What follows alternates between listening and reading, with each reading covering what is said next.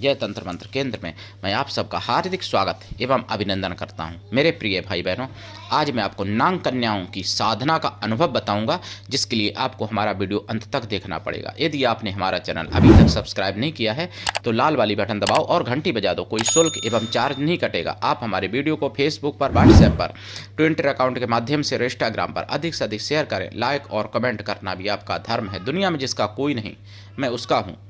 यदि आपको अपनों ने धोखा दिया है अथवा आपको परायों ने धोखा दिया है तो आप एक बार मुझे अवश्य आजमाएं। हमारा मोबाइल नंबर है 9305 63 71 73। हमसे बात करने का टाइम भारतीय टाइम के अनुसार दिन में दोपहर 12 बजे से 2 बजे के बीच का है। यदि आप सच्चा पवित्र निस्वार्थ दिव्य प्रेम पाना चाहते हैं अथवा सच्चा पवित्र निस्वार्थ दिव्य प्रेम देना चाहते हैं तो आपका स्थान मेरे लिए मेरे प्राणों से भी करोड़ों गुना ऊपर है। मैं राष्ट्रीय अध्यक्ष कृष्णा दल एवं महामंडलेश्वर आप सबसे निवेदन करता हूं, यदि आप मानवतावादी हैं अथवा आप सनातनी हैं तो मुझसे जरूर जुड़ें।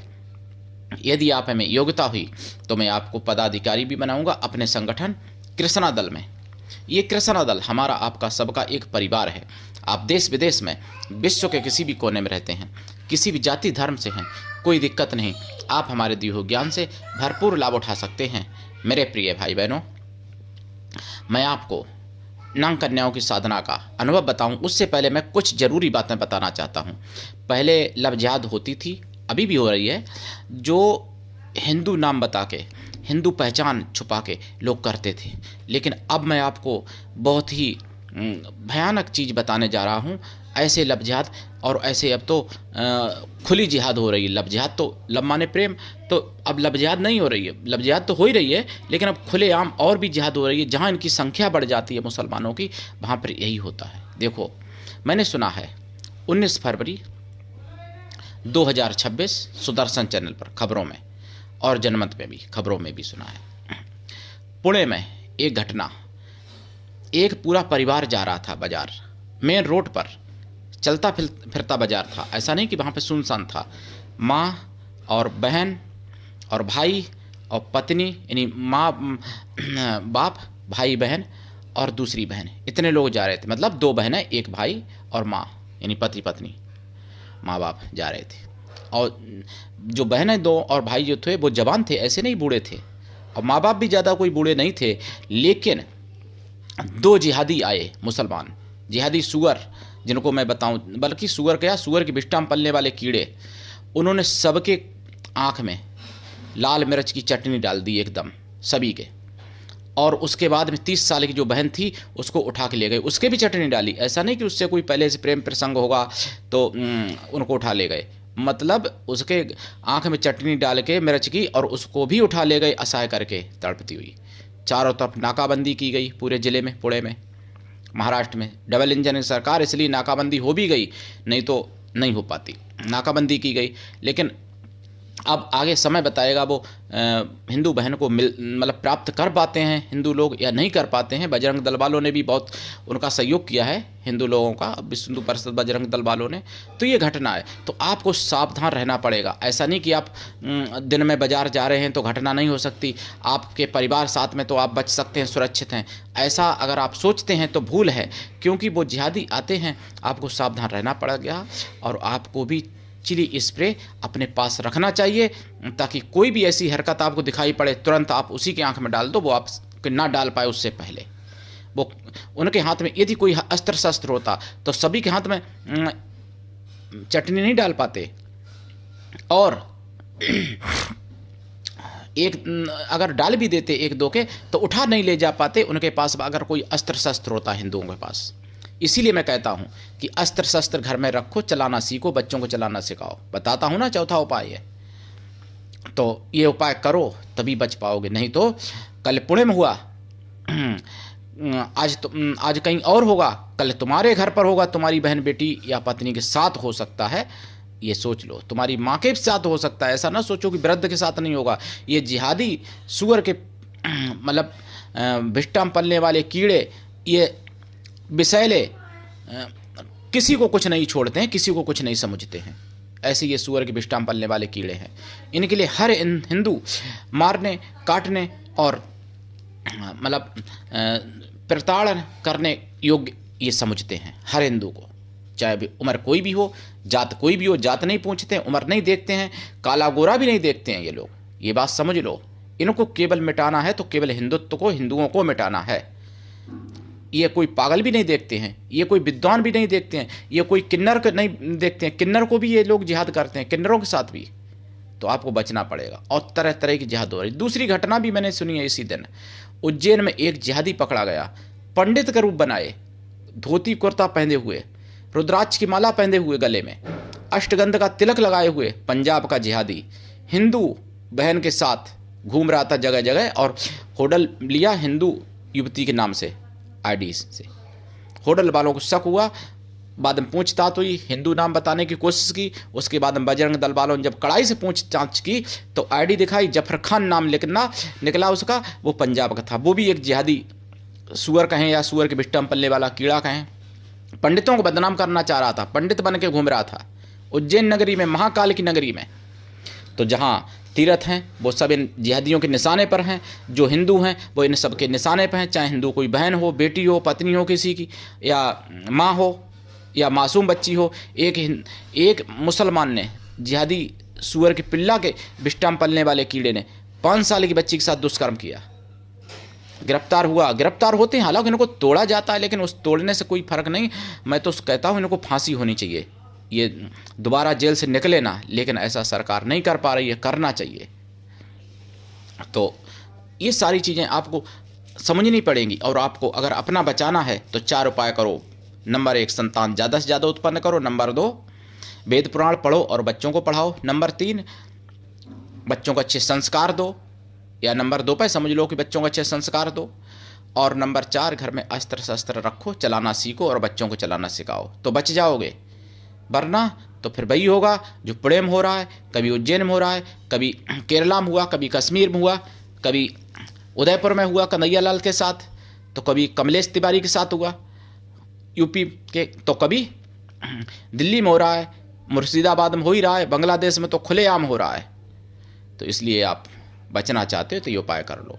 अब मैं आपको नाग कन्याओं की साधना के अनुभव बताने जा रहा हूँ। देखिए, साधनाएं तो मैंने कई एक डाली हैं नाग कन्याओं की, भविष्य में फिर भी डालूंगा, लेकिन अनुभव देखिए क्या क्या होते हैं, मैं आपको बताऊं। बहुत लोग कमेंट करते हैं, लोग फ़ोन भी करते हैं कि बताओ नाग कन्याओं का अनुभव। देखिए क्या होता है कि नाग कन्या की जब हम साधना करते हैं, कोई भी, हमसे मतलब हम सब कोई भी, तो नाग कन्या की जब आप साधना करते हैं तो पहले तो देखो साधना में विघ्न आते हैं, जैसे नींद आएगी, या आपका साधना में मन नहीं लगेगा, शुरुआती लक्षण, या मन लगेगा भी तो फिर नींद आना शुरू हो जाएगी, या फिर कहीं दर्द हो सकता है, या फिर कोई चक्र सक्रिय हो के ज़्यादा और दिक्कत हो सकती है, जैसे मूलाधार चक्र सक्रिय होगा, विषय वासनाएं मन में उत्पन्न होने लगी बहुत ज़्यादा, ये भी हो सकता है। ये तो प्रत्येक साधना में हो सकता है, हालांकि विषय वासना उत्पन्न करना ये प्रत्येक साधना में हो सकता है अनुभव, किसी के साथ भी हो सकता है, लेकिन ये कॉमन है। लेकिन नाग कन्याओं की साधना में कभी कभार ऐसा लगेगा कि आपको कि खुशबू कहीं फैल गई, ये भी कॉमन है। सात्विक की साधनाओं में ऐसा होता है, अप्सराओं की, नाग कन्याओं की, यक्षिणियों की, गंधर्वों की। लेकिन नाग कन्याओं की साधना में सर्प आपको पहले दिखाई पड़ने लगते हैं, सपने में दिखाई पड़ सकते हैं, आपको हकीकत में लग सकता है सर्प की परछाई, सर्प जैसी आकृति, ये सब होते हैं अनुभव। फिर सर्प सामने आपके आ भी सकता है,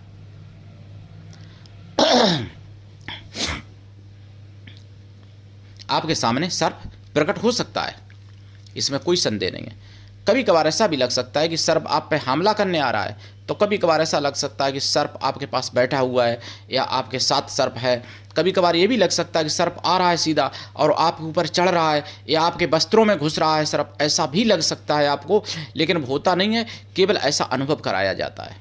कभी ऐसा भी लग सकता है कि सर्प आ रहा है, आपकी नाक में घुसने लगा, या आपके कान में घुसने लगा बच्चा सर्प का, या आपके मुंह की तरफ आ रहा है सर्प, ऐसा भी लग सकता है, लेकिन होता नहीं है, वो लगता है केवल।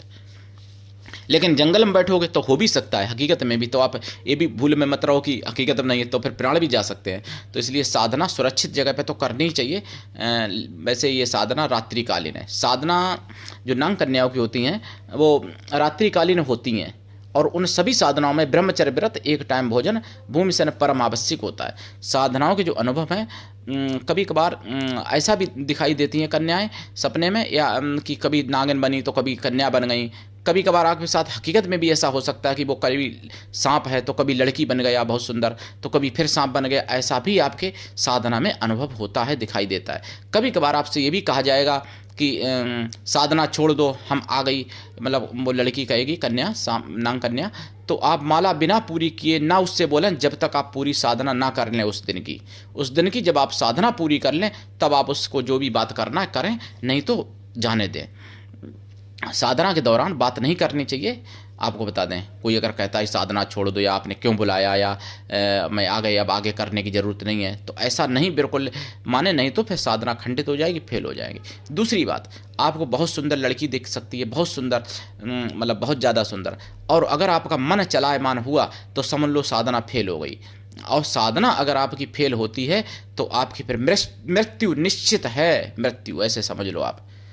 और भी कई प्रकार के अनुभव होते हैं, जैसे पायलों की आवाज़ आना, कभी कभार गाने की आवाज़ आना, कहीं सांप की फुसकार की आवाज़ आना, एकदम आप चौंक जाएं। जैसे कभी कभार बहुत भयंकर सर्प दिखाई देना, तो कभी कभार बहुत सुंदर लड़कियां दिखाई देना, कई एक आपकी साथ में जैसे आ गई, आपके चारों तरफ घेर लिया है, गाने बजाने लगे या नाचने लगे, ये भी हो सकता है। कभी कभार ऐसा भी हो सकता है कि ऐसी जहरीली हवा प्रकट कर देना जो कि आपको लगे कि आप बेहोश हो जाएंगे, लेकिन आसन नहीं छोड़ना है। अगर आसन छोड़ देंगे तो फिर आप समझ लो काम से गए। साधनाओं में और भी तरह तरह के अनुभव होते हैं, जैसे सर्प ऊपर गिरा आके, या ऐसा भी लग सकता है कि सर्प ने आपको काट लिया, ये भी लग सकता है। लेकिन जब साधना पूरी करके देखेंगे तो वो लगेगा कि यहाँ पर कुछ नहीं काटा हुआ था। तो ऐसा भी अनुभव होता है किसी के साथ।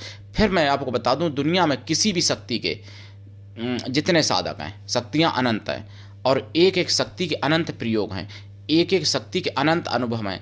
तो सारे अनुभव हर किसी के साथ नहीं होते हैं। कोई अनुभव हमारे साथ हो सकता है तो वो किसी दूसरे के साथ नहीं हो सकता है, कोई अनुभव दूसरे के साथ हो सकता है वो तीसरे के साथ नहीं हो सकता है। ये सभी साधनाओं में है, किसी भी साधना हो, किसी भी व्यक्ति के साथ हो, और कई स्थान पर भी साधना हो, तो अनुभव सबके अलग अलग हो। लेकिन कुछ अनुभव जो मैंने अभी बताए हैं ये कॉमन अनुभव हैं, ये अधिकांश अनुभव नाग कन्याओं में लोगों के साथ होते ही हैं, नाग कन्या की साधना में। और कभी कभार ये भी लग सकता है कि आपको दूध अच्छा लगने लगेगा, कभी कभार ये भी हो सकता है साधना काल में कि दूध से आपका मन हट जाए, ये भी हो सकता है, ये भी एक अनुभव होता है। कभी कभार ऐसा भी लगेगा कि कोई नाग कन्याएँ, मतलब कन्याओं के रूप में प्रकट हो गई, मनुष्य कन्याओं के रूप में, और वो दूध का कटोरा लिए हैं और आपसे कहेंगे दूध पी लो, मतलब साधना आपको नहीं छोड़नी है। कभी कभार ऐसा लगेगा कि भूख लगा दी आपको बहुत ज़्यादा साधना में, और सामने दूध लेके खड़ी हो गई और कहा कि दूध पी लो, तो आपको वो पीना नहीं है जब तक साधना पूरी न हो जाए। कभी कभार प्यास लगा दी और आप सामने ठंडा जल लेके खड़ी हो गई वो, और कहेंगे पी लो, तो आपको पीना नहीं है। आसन से नहीं उठना है, ना आसन के को छोड़ना है, आसन पर भी आपको आसन के चारों तरफ गोला करके बैठना है। गोला के अंदर वो नहीं आएंगी, गोला के बाहर ही रहेंगी। लेकिन अगर आप गोला करके नहीं बैठोगे तो आपकी साधना खंडित हो सकती है। लेकिन गोला के अंदर आप रहोगे तब भी आपको अनुभव होंगे, लेकिन वो वैसे अनुभव होंगे, झूठे अनुभव, मायावी अनुभव, वो सत्य नहीं होगा, केवल अनुभव कराया जाएगा आपको जैसे। लेकिन वो गोला के बाहर ही रहेंगी नाग कन्याएं। तो ये अनुभव है नाग कन्याओं की साधना में।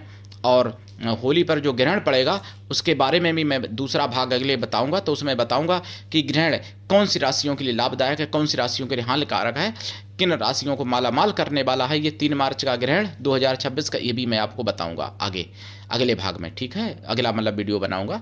तो नाग कन्याओं की साधना में और भी अनंत प्रकार के अनुभव होते हैं। जैसे आपको लगेगा कि आप पाताल में जा रहे हैं, सपने में भी देखेगा, हकीकत में भी कभी कभार लग सकता है कि पाताल में जा रहे हैं। कभी लगेगा कि नाग कोई आए, नाग आपको पकड़ लिए जा रहे हैं पाताल में, ये भी लगेगा, जबकि आप अपने बैठे आसन पर होंगे, लेकिन आपको लगेगा कि पाताल में जा रहे हैं। और भी कई प्रकार के अनुभव होते हैं। उड़ता हुआ सर्प आएगा, कभी सर्प की मणि दिखेगी तो आप कीमती मणि समझ के उस साधना को छोड़ के उठाने को भागें, ऐसा भी हो सकता है। लेकिन ऐसा होगा नहीं, वो मणि कभी कोई नहीं देता है। सर्प मणि को प्राणों से भी ज़्यादा सर्प मानता है। तो इसलिए आप अपनी साधना प्रेम से करते रहें, और पूरी साधना करके ही मतलब उठना चाहिए, उस रात की साधना पूरी कर ही लेना चाहिए, ठीक है। तो आज के लिए इतना ही, धन्यवाद। जय श्री राम, हर हर महादेव, जय नागदेव भगवान की, वंदे मातरम, जय सनातन, जय हिंदू राष्ट्र।